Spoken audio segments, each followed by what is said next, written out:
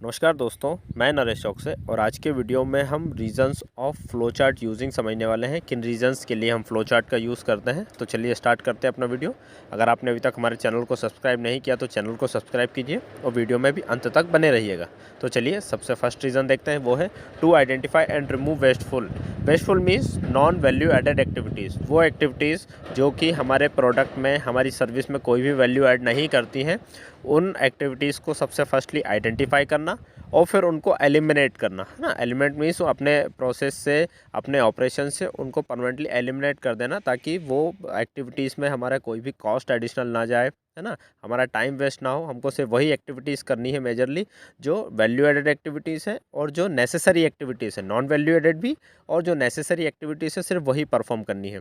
जैसे कि इसका एक एग्जांपल से समझते हैं, जैसे कि multiple time loading unloading, material handling करना, ये सारी एक्टिविटीज़ को हमको फ्लो चार्ट से हम इजीली आइडेंटिफाई कर पाते हैं कि ये एक्टिविटीज़ हमारी नॉन वैल्यू एडेड है और ये इजीली एलिमिनेट हो सकती है, और इजीली ना भी हो तब भी कुछ स्टडी करके, कुछ पीडीसीए करके हम उनको एलिमिनेट कर सकते हैं अपने प्रोसेस से।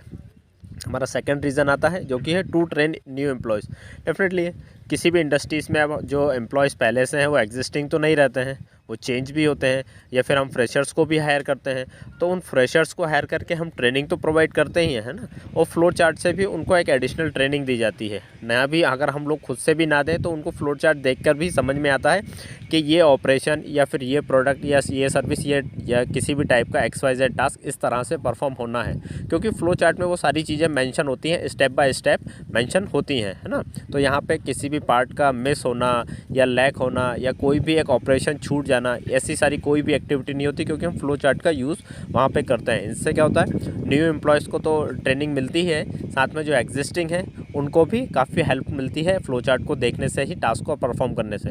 कई बार क्या होता है, एक जो मेजर फ्लो चार्ट तो लगा ही होता है जिसमें प्रोडक्ट का सारा ऑपरेशन होता है, लेकिन कई बार डिपार्टमेंटल फ्लो चार्ट भी होते हैं। जैसे कि क्वालिटी का क्या फ्लो चार्ट लगा हुआ है, क्वालिटी कहाँ कहाँ पे चेक होनी है, किन पैरामीटर्स पे चेक होनी है, उनको कौन कंट्रोल कर रहा है। तो इनसे जो न्यू हायर्स हैं, फ्रेशर्स हैं, उनको काफ़ी हेल्प मिलती है, उनको ट्रेनिंग भी प्रोवाइड होती है।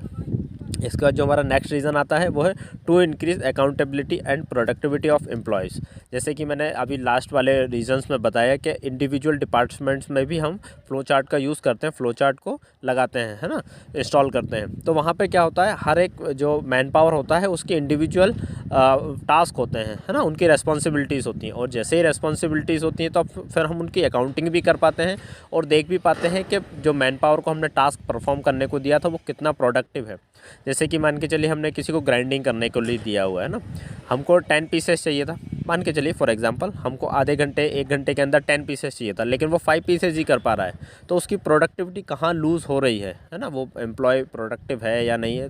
तो हम इस फ्लो चार्ट से इजीली इसको अकाउंटिंग भी कर सकते हैं और प्रोडक्टिविटी भी किसी भी एम्प्लॉय की मेज़र की जा सकती है, चाहे वो CEO लेवल पे हो, वर्कर हो या मैनेजर हो, किसी भी लेवल पे हम प्रोडक्टिविटी इनसे मेज़र कर सकते हैं। इसके बाद जो हमारा नेक्स्ट रीज़न आता है वो है to improve communication within the organisation. Improve communication means हम लोग वेस्ट क्वेश्चंस नहीं पूछते हैं, फिर इसमें इंपॉर्टेंट क्वेश्चंस ही पूछे जाते हैं, है ना। जैसे कि मान के चलिए कि रिवेटिंग कैसे करना है ना, मशीन कैसे ऑपरेट करना है, हार्डवेयर कैसे इंस्टॉल करना है, वॉशर लगाना है या नहीं लगाना, ये तो वेस्टफुल एक्टिविटी है, वेस्ट क्वेश्चन है जिनको पूछने की ज़रूरत ही नहीं। अगर सामने ही फ्लो चार्ट लगा होगा तो उसमें मेंशन होगा कि वॉशर इस तरह से लगाना है, किस टाइप का वॉशर लगाना है, प्लेन वॉशर लगाना है, वैली लगाना है, या फिर कोन वॉशर लगाना है, स्प्रिंग वॉशर, किस टाइप का वॉशर वो भी सामने दिख रहा है, किस साइज़ का लगाना है वो भी सामने फ्लो चार्ट से दिख रहा है। तो इसमें क्या होता है, फिर इंपॉर्टेंट क्वेश्चंस पे फोकस किया जाता है ना कि वेस्ट क्वेश्चंस पे जिनका कोई तुक नहीं बनता है, उन क्वेश्चंस को नहीं। जैसे मैंने बताया वॉशर लगाना है या नहीं लगाना, ये तो कोई क्वेश्चन ही नहीं हुआ ना, ये तो वेस्ट चीज़ हो गई। सामने जब फ्लो चार्ट में हमको दिख जाएगा कि इस तरह का, इस साइज़ का और इस टाइप का वॉशर यहाँ पे लगना है, तो सामने देखकर ही वॉशर वहाँ पे लगा देंगे। ये जस्ट हमने एक एग्जांपल बताया वॉशर का ना, इस तरह से कोई भी क्वेश्चंस हो सकते हैं। तो इसमें क्या होगा, फिर कम्युनिकेशन जब इम्प्रूव होगा तो फिर हम लोग जो इम्पॉर्टेंट चीज़ें हैं, इम्पॉर्टेंट टास्क हैं, उन पे फोकस करेंगे ना, चाहे वो किसी भी लेवल पे हो। तो ये कम्युनिकेशन भी हमारा इम्प्रूव होता है फ्लो चार्ट से। इसके बाद जो आता है सबसे इम्पॉर्टेंट चीज़, to identify and remove bottleneck.